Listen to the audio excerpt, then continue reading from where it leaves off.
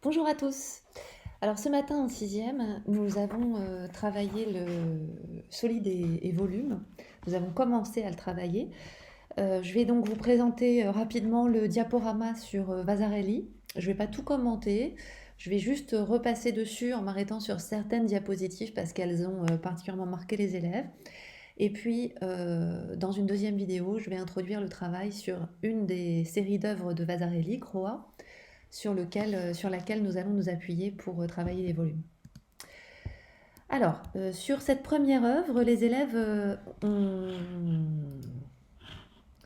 Sur cette première œuvre, ce qui a été très intéressant, c'est que les élèves, tout de suite, ont vu des choses différentes. Certains élèves voient deux hexagones plans, d'autres voient deux cubes qui pointent vers eux, d'autres encore voient des sphères ou des demi-sphères, certains ont dit voir des pyramides ou des cônes, et puis d'autres voient des cercles et non pas des sphères. Alors ça, c'est très intéressant parce qu'en fait, je trouve que ça dépeint bien ce qu'est l'activité représentée et modélisée et le lien qui peut exister entre ces deux compétences. Parce que selon les personnes, pas seulement les élèves, mais les personnes en général, eh bien finalement, nous voyons des choses différentes. Et ce qui est intéressant, c'est que nous en parlons quand même, nous en parlons entre nous. Parfois, nous nous comprenons parce que nous voyons la même chose ou que nous arrivons à placer les bons mots dessus et donc à transmettre notre façon de voir. Et puis parfois, nous en parlons, mais en fait, nous ne comprenons pas. Nous ne nous comprenons pas. Et un des enjeux en mathématiques, c'est justement d'essayer de rendre objectif ce que nous voyons et ce que nous décrivons pour pouvoir le transmettre. Alors nous avons passé d'autres œuvres de Vasarely que nous avons commentées. Nous avons parlé de losanges, de parallélogrammes, de cercles, de carrés, de disques. Nous avons parlé des couleurs. Sur cette œuvre à gauche, nous avons parlé du coup de la vision ligne, puisque grâce à des lignes, nous en dégageons des formes en volume. Ici, nous avons parlé de la vision surface. Voilà, d'autres œuvres encore. Ici, nous avons parlé de ce qui est à l'avant, en arrière-plan, etc. Alors celle-là, nous nous sommes arrêtés un petit peu dessus, puisque les élèves m'ont dit que ça donnait une impression de tunnel, de cercles qui sont emboîtés les uns dans les autres sans être concentriques, c'est-à-dire sans avoir le même centre, et que ça donnait une illusion de profondeur. Certains élèves m'ont dit que ça donnait le tournis ou que ça faisait mal au cœur. Ils ont commencé aussi à ce moment-là à me dire qu'il est trop fort, Vasarely, parce qu'il arrive à faire des effets d'optique, à donner des illusions qui sont effectivement tout à fait frappantes. Ici, certains élèves ont fait le lien avec des œuvres d'Escher, en particulier une œuvre sur laquelle il représente, c'est une gravure sur laquelle il représente une ville portuaire, enfin, du bord de mer en tout cas, d'Italie. Et le balcon de la maison dans laquelle il habite fait l'objet de ce type de transformation, comme si on avait soufflé à l'arrière pour former comme une bulle.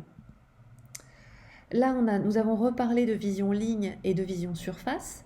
Vision surface avec la partie supérieure et la partie inférieure, où les formes sont représentées unies sur un fond qui est complètement contrasté. Et puis entre les deux, eh bien à nouveau, des lignes déformées qui permettent d'extraire en fait des figures qui sont des surfaces. Bon là, je leur avais montré que Vasarely s'appuyait consciemment sur des sciences. Là, les élèves m'ont dit qu'en fait, on aurait dit qu'au départ, on avait des petits carrés partout et que le tableau était tombé et que ça avait fichu le bazar. Que parfois, les petits carrés se sont eux-mêmes déformés en losange ou en parallélogramme et qu'à d'autres moments, ce sont juste les carrés qui sont orientés différemment.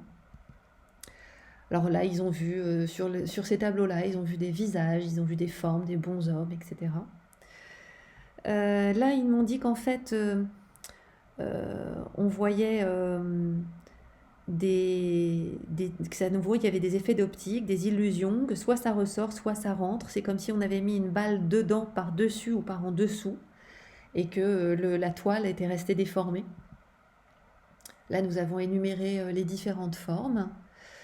Ici, nous avons parlé de ce tableau et puis celui-ci, parce que là aussi, c'est vrai que la parenté avec ce qu'on a appris sur Escher est intéressante, avec des illusions et puis du coup des solides impossibles. Est-ce que ça rentre, est-ce que ça sort, est-ce qu'on est dessus, dessous, au-dessus, au-dessous, etc. C'est vrai que ça c'est assez fascinant. Et puis nous sommes arrivés à différents solides. Donc là, ça m'a permis d'introduire ce que c'est qu'un prisme. Ici, un prisme à base hexagonale, et on a parlé un petit peu des abeilles. Et puis, voilà, là, d'autres œuvres de Vasarely, avec en particulier sur la photo de droite, les 4 solides qui sont posés de façon inclinée sont tous les 4 des croas. Et c'est justement sur les croas que va porter la suite de notre travail. Je vous en parle dans la vidéo suivante.